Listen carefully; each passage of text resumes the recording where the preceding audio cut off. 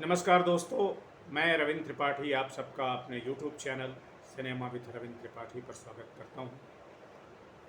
दोस्तों, आज मैं बात करूंगा मीना कुमारी की। आपको लगा होगा मेरी बात सुनकर कि ये अचानक मीना कुमारी की बात मैं क्यों कर रहा हूं, क्योंकि इस वीडियो में ज़्यादातर मैं जो कंटेम्प्ररी फिल्में बनती हैं या जो वेब सीरीज बनते हैं उनकी चर्चा करता हूँ। तो आज मैं बात कर रहा हूँ, इसलिए बात कर रहा हूँ मीना कुमारी की। मैंने एक खबर देखी कि मनीष मल्होत्रा जो बॉलीवुड के और देश के बहुत पूर्ण फैशन डिजाइनर हैं, कॉस्ट्यूम बनाते हैं, कई बॉलीवुड फिल्मों में उनके कॉस्ट्यूम चलते हैं, उन्होंने तय किया है कि मीना कुमारी पर एक बायोपिक बनाएंगे। और इस बायोपिक के लिए उन्होंने कृति सेनन को कास्ट करने का भी फैसला कर लिया है। ये खबर आई है अभी 2 दिन पहले। और मित्र रवि बुले जो फिल्म बहुत बहुत अच्छे फिल्म समीक्षक हैं, उन्होंने भी ये बात बताई। तो अब ये अलग मसला है कि कृति सैनन मीना कुमारी की रोल में कितना सफल हो पाएंगी, क्योंकि कृति सैनन को जैसा मैंने देखा है अभी तक और मेरे प्रिय अभिनेत्रियों में है, वो अभी उनका जो रूप रंग है वो मीना कुमारी का जो आर्किटाइप है हम लोगों के मन में बना हुआ, पाकीज़ा फिल्म की मीना कुमारी का, उससे थोड़ा सा अभी मेल नहीं खाता है। लेकिन मैं ये भी मानता हूँ कि हम लोगों के दिमाग में जो छवि होती है, जो कोई डायरेक्टर या एक्टर तोड़ भी सकता है, ऐसा नहीं है कोई टूट नहीं सकता है। इसलिए मैं ये भी नहीं कहूँगा कि कृति सैनन मीना कुमारी की भूमिका से में न्याय नहीं कर पाए। लेकिन दूसरे सवाल हैं दोस्तों, मैं आज खास करके उसी पर बात करूँगा कि मीना कुमारी की बायोग्राफी बनाने में या बायोपिक बनाने में बड़ी जिसको कहते हैं कि कानूनी बड़ी अड़चने हैं। मैं आपको खुद का एक तजुर्बा बताता हूँ। लगभग 3-4 साल पहले राष्ट्रीय नाट्य विद्यालय जो NST है, उसमें एक लड़की ग्रेजुएट हो रही थी, उसका नाम है स्मृति मिश्रा नहीं थी, अब वो भी बम्बई पहुँच गई है फिल्म बनाने के लिए। उसने मुझसे कहा कि मीना कुमारी पर मैं एक सोलो प्ले करना चाहता हूँ, उसको लिख दीजिए। मैंने थोड़ा बहुत लिखा, उसने थोड़ा बहुत बदल करके और उसको कुछ किया भी, अच्छा भी था वो।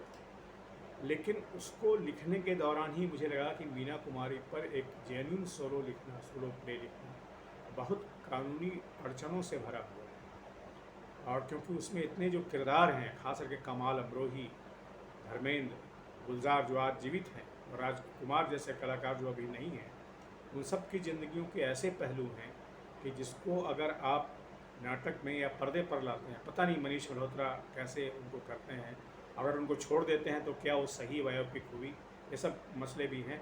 लेकिन मुझे उसमें भी ऐसा लगा और आज भी ऐसा लग रहा है कि एक जेन्युइन बायोपिक प्ले लिखना या बायोपिक फिल्म बनाना बहुत परेशानी है।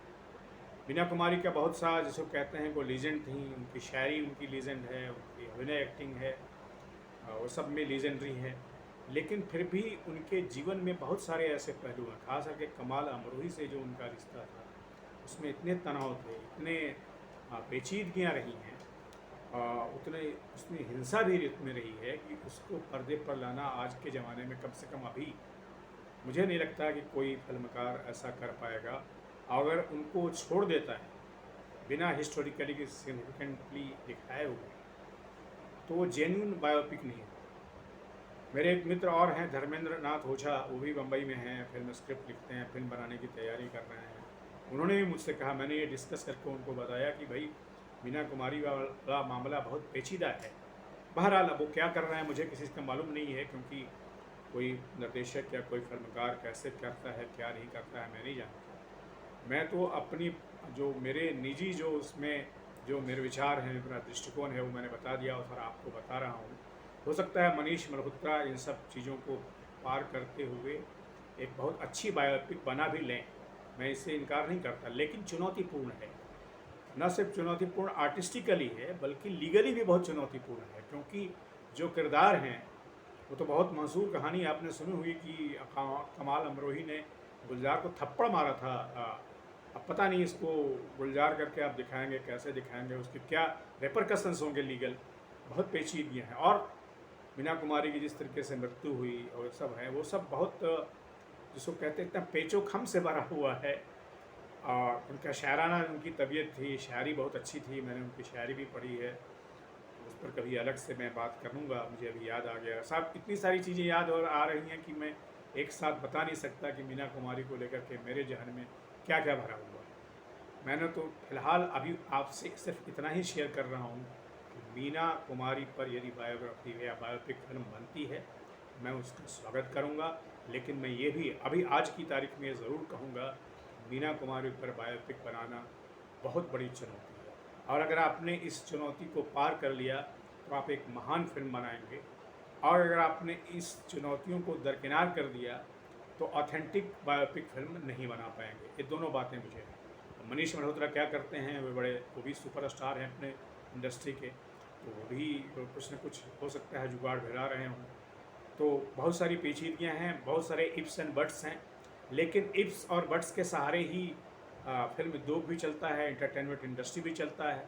हो सकता है कि मैं भी एक दिन मीना कुमारी पर बहुत अच्छा एक स्टोरी लिख दूँ। अभी तक मैं अंदर से हिम्मत नहीं कर पाया हूँ बहुत जेन्युइन लिखने का, क्योंकि बहुत सारे जो कानूनी पहलू हैं उसको मैं समझ नहीं पाऊँगा कि कैसे दिखाऊँगा।